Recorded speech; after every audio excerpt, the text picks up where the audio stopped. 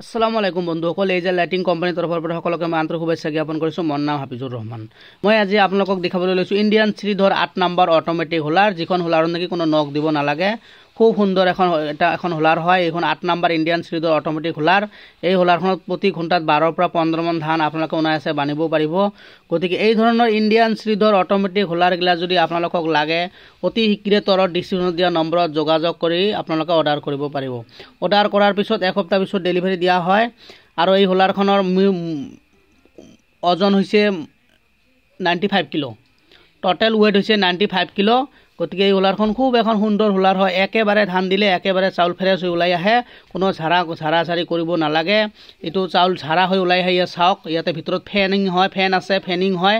আৰু এই একেবাৰতে চাউল ক্লিন হৈ ওলাই আহিব, ডাইৰেক্ট আপোনালোকে ভাত ৰান্ধিব পাৰিব। গতিকে এই হোলাৰখন যদি আপোনালোকৰ পচন্দ হৈছে, অতি শীঘ্ৰে তলত ডিছক্ৰিপশ্যনৰ নম্বৰত যোগাযোগ কৰি অৰ্ডাৰ কৰক। ধন্যবাদ।